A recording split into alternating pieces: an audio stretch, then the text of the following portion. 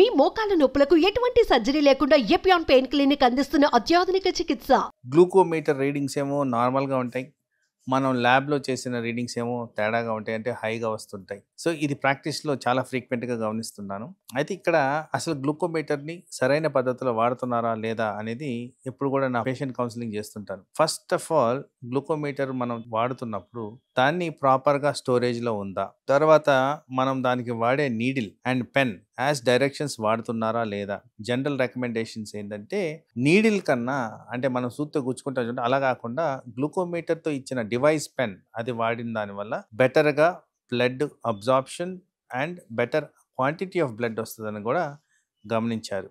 అలాగే ఇంకో ముఖ్యమైనది, గ్లూకోమీటర్కి వాడే స్టిక్స్ అవి ప్రాపర్గా మీరు మెయింటైన్ చేస్తున్నారా, కరెక్ట్ అమౌంట్ ఆఫ్ టెంపరేచర్ దగ్గర పెడుతున్నారా, కోల్డ్ స్టోరేజ్ మెయింటైన్ చేస్తున్నారా, అలాగే సీల్ ఓపెన్ చేసిన తర్వాత దాని ప్రిస్క్రైబ్డ్ డ్యూరేషనే వాడుతున్నారా. జనరల్గా 90 రోజుల్లో వాటిని పడాయాల్సిన పరిస్థితి ఉంటుంది. అలాంటివన్నీ చేస్తూ ఎక్స్పైరీ డేట్స్ కూడా మీరు గమనించుకుంటున్నారా లేదా అనేది గ్లూకోమీటర్ వాడుతున్న వాళ్ళు, పర్టికులర్గా హోమ్ మానిటరింగ్ వాడుతున్న వాళ్ళు గ్రహించాల్సింది. అలాగే గ్లూకోమీటర్ చెక్ చేస్తున్న టైంలో హ్యాండ్స్ శుభ్రపరచుకుంటున్నారా, ముఖ్యంగా సోప్ వాటర్తో శుభ్రపరచుకోవాలి. అండ్ పంక్చరింగ్ సైట్ ఫింగర్ మీద సైడ్కి ఉండాలి. చాలా మటుకు నేను గమనించింది సెంటర్ పార్ట్ ఆఫ్ ద ఫింగర్ని పంక్చర్ చేయడం, అది చాలా సెన్సిటివ్ ఏరియా కాబట్టి పెయిన్ అనేది ఎక్కువ తెలుస్తుంది. కాబట్టి సైడ్ పార్ట్ ఆఫ్ ద ఫింగర్ని మనం పంక్చర్ చేయడంలో మెరుగుదనం ఉంటుంది. అలాగే డ్రాపు ప్రాపర్గా వస్తుందా లేదా అనేది మనం గ్రహించాలి. ఒకవేళ proper amount of blood drop రానప్పుడు కొన్ని మెన్యూవర్స్ చేయాల్సిన అవసరం ఉంది. అంటే చేతులకి కింద జార్చడం, కాసేపు వేడి నీళ్ళలో చేతులు పెట్టడం, ఇలాంటివన్నీ చేసిన దానివల్ల మనకి ఈజీగా బ్లడ్ డ్రాప్ అనేది వస్తుంది. సో ఆ బ్లడ్ డ్రాప్ కూడా అడిక్వేట్గా వేస్తేనే మీకు కరెక్ట్ అమౌంట్ ఆఫ్ మెజర్మెంట్ అనేది వస్తుంది. సో ఇలాంటివన్నీ చేస్తే గ్లూకోమీటర్ ద్వారా మనం ప్రాపర్గా షుగర్ మానిటరింగ్ అనేది చేయొచ్చు.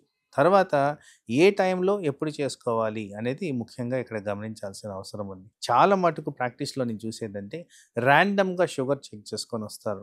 అది దేనికి ఉపయోగం లేదు. మనం చేయాల్సింది ఏంటంటే ఫస్ట్ అండ్ ఫార్మోస్ట్ అది మార్నింగ్ టైం 6 to 7 మధ్యన ఫాస్టింగ్ షుగర్ అంటాం.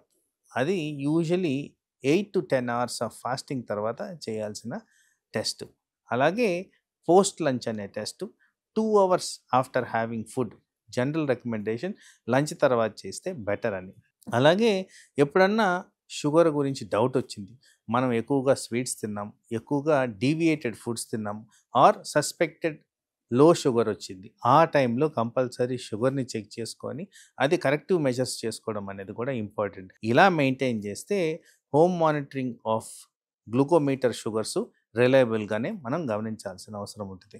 అయితే రీసెంట్ అడ్వాన్సెస్లో కంటిన్యూస్ గ్లూకోజ్ మానిటరింగ్ అనే డివైజెస్ వచ్చున్నాయి కాబట్టి ఎక్కువగా ఆథరైజ్డ్ అథారిటీస్ అందరూ కూడా ఈ డివైజెస్ని రికమెండ్ చేయడం జరుగుతుంది. కాబట్టి ఎవరైనా వాళ్ళకి స్తోమత ఉంటే ఐడియల్గా CGM continuous glucose monitoring devices ద్వారా షుగర్ని మానిటర్ చేసిన దానివల్ల షుగర్లో ఉన్న fluctuations, sugar related excursions, sugar related complications కూడా మనం నివారించే విధంగా చేసుకోవచ్చు.